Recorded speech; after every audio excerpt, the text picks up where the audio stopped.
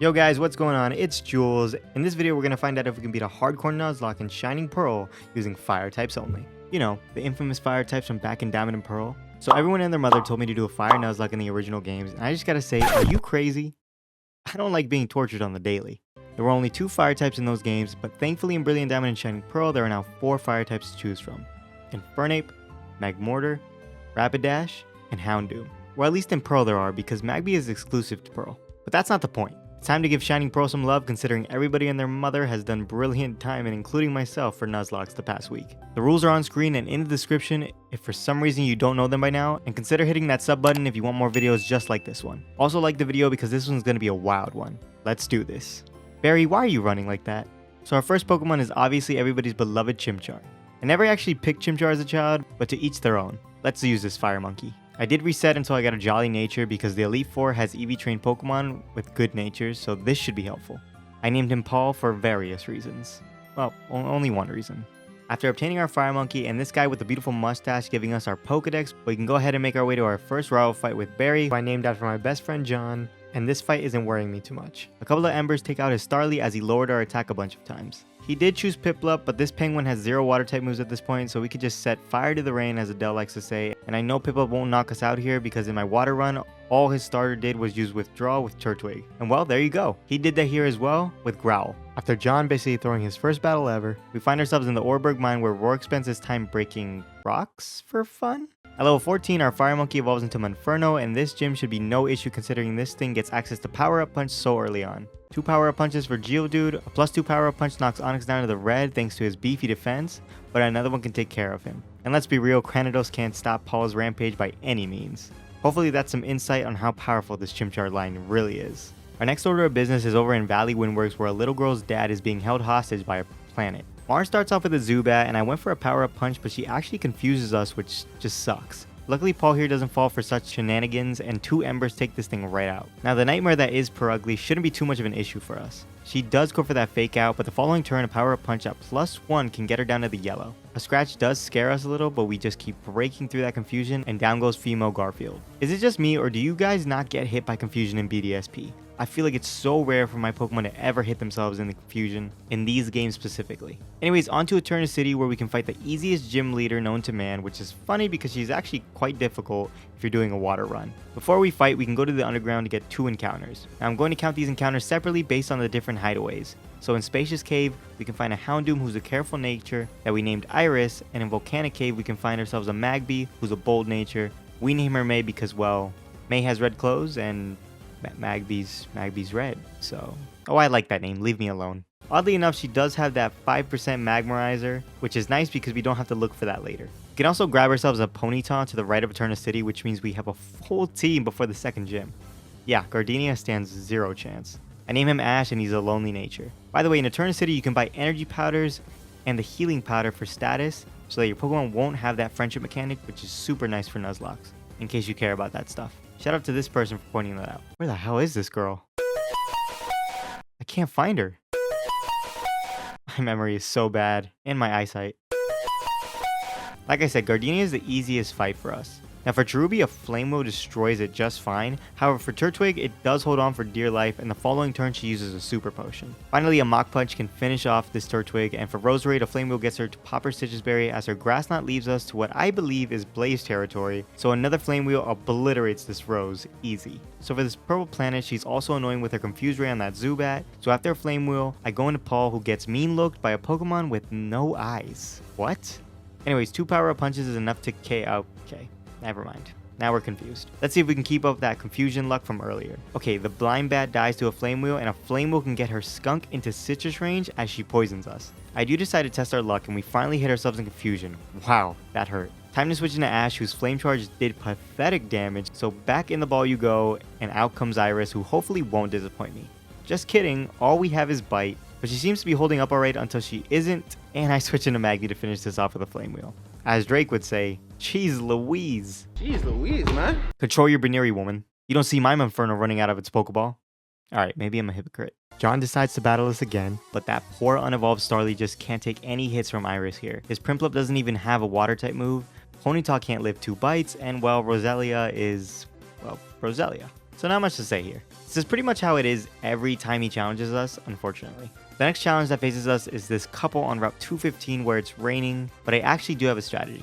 So we can power up punch the girls Glammy out in one shot, get a +1 attack boost while Ponyta flame charges the Monferno for a speed boost. After this, her Kadabra comes out and Ash can get some damage off since he's faster now, and Paul can finish this thing with a power up punch, granting us another boost. We need to finish Kadabra off before it used Psybeam to kill our Monferno, so that's why I flame charge with Ash. All that's left is the right side here, and now I can get a Sunny Day out with Ash, and Paul can take out Monferno with another power up punch, so now we're a +3 attack. Finally comes the scariest part of this battle, which is Gyarados, who gets an Intimidate off on Monferno, meaning now we're +2 attack. I do flame charge Gyarados, which does a little damage, and Paul hits a Rock Tomb, KOing this thing in one turn. Rock Tomb had a chance to not kill from full at level 28, so getting that Sunny Day boosted flame charge chip damage was nice. Also, having Sun Up makes it so that if we did miss that Rock Tomb, we can potentially live a waterfall in the sun from this thing. Yes, this thing has waterfall this early. Freaking psychos, these two trainers. Upon arriving to Veilstone City, we can finally change our drip into something a little more cool, and soon after evolve our Magby into a Magmar at level 30. By trading with the Magmarizer, we can also just evolve this thing straight into Magmortar, which makes this next gym a cakewalk. You see, Magmar can't learn Psychic, but Magmortar can, so let's battle already. So Maylene leads her Meditite as we lead our newly and improved May. Meditite does have Light Screen, so we need to knock this thing in one hit with Flamethrower.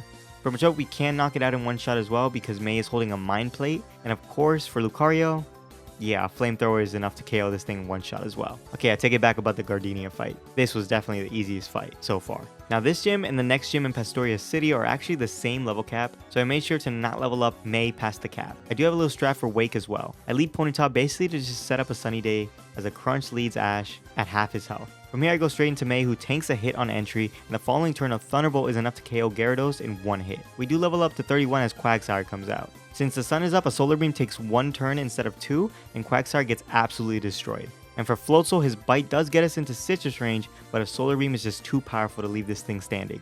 Wake, you just got humiliated by a team of fire types. How does it feel, chump? See ya, chump. Man, May's coverage is insane. Hey May, let's pull up on this guy. Hey, what the hell? I thought we were a team. Oh crap, here she comes. Look at him down, boy! Oh, what do you want? I'm not even gonna show this. May nearly one-shot everything on his team. Who needs eyebrows when you're out here trying to make a completely new world? Certainly not Cyrus. We're already at our 5th gym fight, Fantina. She leads a Drifblim as I lead Iris. We go for a Nasty Plot to get to +2 special attack, and she just goes for a Strength Sap. One Flamethrower can knock Drifblim out in one hit, and then her Gengar comes out. She does confuse us, but of course we still have some luck, and a Flamethrower KOs Gengar in one hit as well. His Curse Body does disable our Flamethrower, so for Miss Magus, a Payback misses that KO on her after her Dazzling Gleed did some chip to us. Now she is going to heal here, so I did just switch into May to get a Choice Specs Lava Plume off. She is annoying with Phantom Force, but luckily it doesn't do much, and we can actually get a burn with our Flame Body ability, so another Lava Plume plus the burn is enough to wrap this battle right up. After this gym, Paul is finally everybody's favorite starter out of the three, and we can head to Canalave City. I'm going to be completely honest with you guys, this fight against John went exactly how the last fight went. Everything on his team just gets soloed by May here. May, you are just a straight monster. Once we're done with that pathetic excuse of a trainer, we can take on Byron, the Steel-type gym leader. I start this fight off by using Stealth Rocks with Paul. This will break Steelix's sturdy later, and we do have a Prism Berry for that confusion for once. Right after this, we can sweep his entire team with 2 Flamethrowers and 1 Close Combat. You know, I know you guys want to carry out your plans and all, but look at all these poor Magikarp. Do they really deserve this? Alright Saturn, this is for all those Magikarp. A payback should show you. Okay, he just switched into Toxicroak. You know, I can switch Pokemon too. Ha, take that Flame Body, and a second will knock you right out. Okay, Kadabra is back out. He did set up Rain so our Lava Plume does nothing and he gets us super low, but fortunately a Thunderbolt can get rid of this thing. Once Bronzer is out, we switch into Iris. With a couple of paybacks and breaking through confusion, cleans this battle right up. Good job, Iris. For Mars, we can get a Flamethrower off on Golbat before she U-turns into Perugly. Alright, well now this thing is dead and out comes Golbat again. What was the point of that, Mars? Well, after that dumb play from Mars, her Bronzer actually lives a Flamethrower and confuses us to everyone's surprise. But we of course break through, and wow, is this chick dumb or what? I think she just had a major brain fart. On our way to Snow Point City, we can finally evolve Ponyta into this majestic Rapidash. I'll never understand why this thing evolves at level 40. Too late in my opinion. Finally, after that long trek through the snow, we can fight a person whose name shall not be said. I start off with Iris, who can get 2 Nasty Plots off, and Flame Charge to knock Snover out cold. This gets us a speed boost to outspeed her Sneasel, and a Flamethrower can knock you out cold, and you out cold. If it wasn't a kid's game, I think I'd knock you out cold as well. Okay. Sir, you forgot your... Oh, forget it. Apparently everybody in this place wants a promotion, and I hate to break it to you all, but I'm pretty sure Cyrus doesn't even know any of your names. I doubt he even knows Saturn, Mars, or Jupiter's name, to be honest. That's probably just the name he gives them. So for the first fight against Cyrus, we can go ahead and sweep by thunderbolting Murkrow and thunderbolting Golbat. What? How are you alive? Alright, way to ruin the moment, Cyrus. Real nice of you. Now for Saturn, he does set up Rain again, as our Lava Plume doesn't quite kill, but the turn after our Thunderbolt can finish him off. His Bronzor also lives on red and confuses us, so I just go into Iris, who takes a whopping 3 hit points from this thing. Once Bronzor is dead, a Flamethrower does a decent chunk to Toxicroak in the rain, but I do switch back into May, whose Psychic is Toxicroak's worst nightmare brought to life. Before we fight Cyrus on the top of Mount Cornet, we have to fight Mars and Jupiter. Now this is a pretty simple fight, because a Choice Specs Lava Plume just demolishes both of their Bronzors in one single blow. When these two ugly pets come out, a Lava Plume does a good chunk before John's Munchlax gets taken out by a burn. Feels bad, man. I can't knock out Purugly due to it being faster and using Dig, but we can take care of not only that Skuntank, but our fellow Staraptor as well. We do take a Dig to the face the following turn, and a Lava Plume misses the KO, but we are able to get rid of that pesky Heracross, taking away the spotlight. At this point, May is super weak and poisoned, but I know we can take out Golbat, and that Purugly is just going to use Dig again, so a Lava Plume can get rid of that Golbat and John's stupid Roselia. Finally, we can switch into Rapidash to take a Dig fairly well, and now it's all up to John's Ponyta to kill the Purugly, and eventually finish the final Golbat. What the hell is even that? Now I made sure I led Choice Specs Magmortar for that fight, since you can't change who leads for the Cyrus fight. He starts off with that Honchkrow, who gets obliterated by a Choice Specs Thunderbolt, and right after sends out his Gyarados. This monster does have a Wakanberry, but May here has 252 EVs in special attack, so it doesn't even matter. Bye bye Gyarados. For Weavile, I did switch into Paul since we can't OHKO, and obviously Weavile went for a Dig. Now I am faster here, so I just set up Swords Dance and we take a decent chunk from that Dig. Weavile does have a Chople Berry, but that isn't going to stop a +2 close combat here. Once Crobat comes out, I go back into May to take a hit, but he just uses Tailwind for some reason. Like, what are you trying to do? Are you trying to use the Speed Force to go back in time so that you don't lose? Pathetic. The following turn, we take a Cross Poison, and it poisons us, but it doesn't matter because the Thunderbolt shoots this bat straight to the ground. Seriously. Get your eyebrows done, man. Guys, look at Rowan's face here.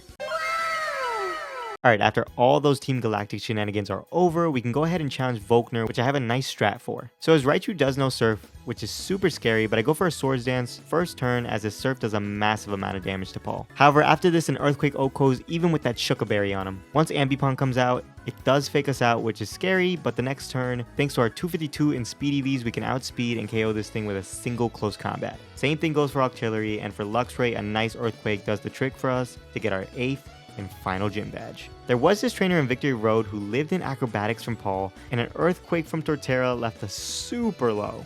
I have no idea how that didn't kill us here, but thank God it didn't. Now before we can head into the Elite Four, John decides to fight us one last time with his final team. Raptor led as always, and a Thunderbolt coming from May here didn't kill because this thing is actually sashed.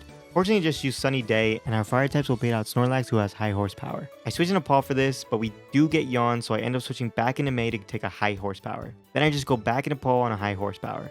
One close combat later, and this Snorlax is starting to see the light. Empoleon comes right after this, and another close combat knocks him out as well. Third time's the charm, and Roserhit gets destroyed by an acrobatics. And of course, we still have Earthquake, so Rapidash stands no chance. Oh, Heracross. How does a quad effective acrobatic sound? Not too great, I suppose. Here's the team before the Elite Four with some of their EVs. May with a Bold Nature rocking those 252 special attack EVs. Ash the Rapidash with that Lonely Nature and that 252 in Speed EVs. Paul the Infernape with that max 252 in Speed with that Jolly Nature.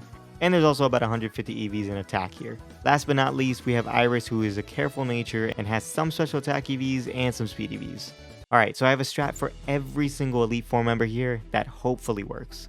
For Aaron, Iris here sets up to +4 special attack, as this Dustox can't really do anything to us.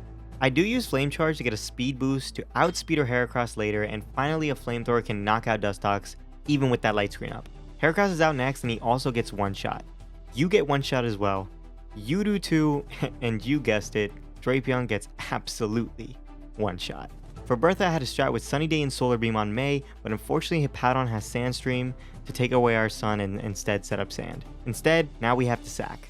So I lead Paul, who can learn the TM for Grass Knot, and I get rid of Quagsire immediately in one single hit. Using Grass Knot here will bait in Wish Cast since it's holding a Rindo Berry, which reduces Grass type moves by 50%. I do get some chip with Grass Knot, but right after a close combat is enough to KO this thing.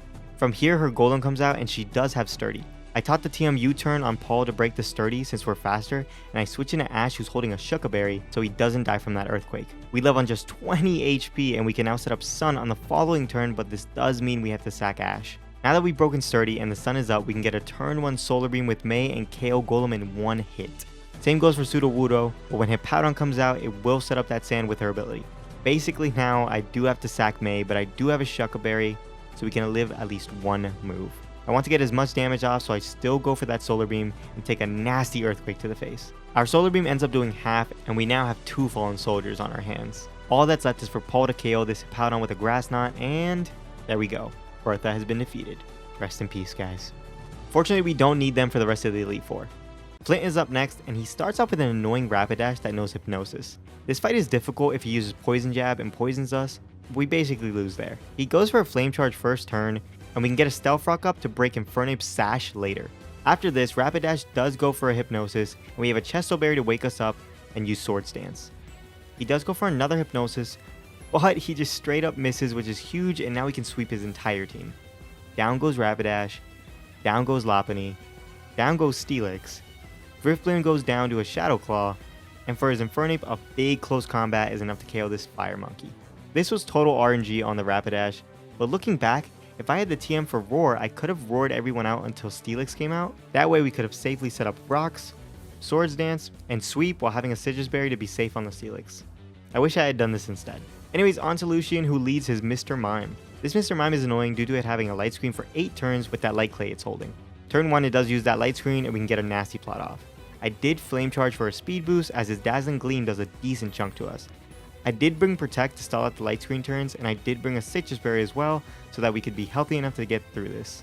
We do have to take one more Dazzling Gleam and it leaves us at just 21 HP, but now we're plus 6 special attack. The following turn we can Protect to stall that light screen, and then we can get a Dark Pulse, and what? I thought this killed from here. Oh my god, he flinched. That's huge. Now, a way around this would have been to Flame Charge twice because I actually don't need to be plus 6 special attacks to win this fight. Just plus 4. So if I had gotten more chip damage with Flame Charge, Dark Pulse would have killed. But anyways, the light screen wore off, so after he heals, a Dark Pulse is enough to KO Mr. Mime from full. Now watch as Chaos rises. You get a Dark Pulse. You get a Dark Pulse. You get a Dark Pulse. And you get a Dark Pulse. Sorry, Lucian, but I have a date with victory today, especially after last time. So Cynthia alongside Aaron is the easiest for us to beat. Isn't that ironic considering people are calling her the hardest champion to date? Well, I mean, she did destroy me, so I shouldn't be talking. Spiritomb is really easy for Iris to set up on. Basically, all we do is get to plus 6 special attack with Nasty Plot, while Spiritomb really can't do much to us. After that's done, we can Flame Charge for a speed boost to outspeed some of our Pokemon and let there be carnage. Oh, you want to switch into Gastrodon? That's too damn bad! Bye Gastrodon, bye Lucario, bye Milotic, which by the way we needed to have black glasses on to kill, bye Roserade, hello again, and bye Spiritomb. And finally, goodbye to this evil Pokemon who destroyed my water team. That's it, my friends. We have beaten a Pokemon Shining Pearl Hardcore Nuzlocke using fire types only. What did I tell you? It's been a wild one. I have a newfound appreciation for Magmortar now. As always, give me suggestions for videos. They don't have to be Hardcore Nuzlocks, and if you did enjoy the video, please like and subscribe and all that jazz. My name is Jules, and I will see you guys in the next one. Bye, guys.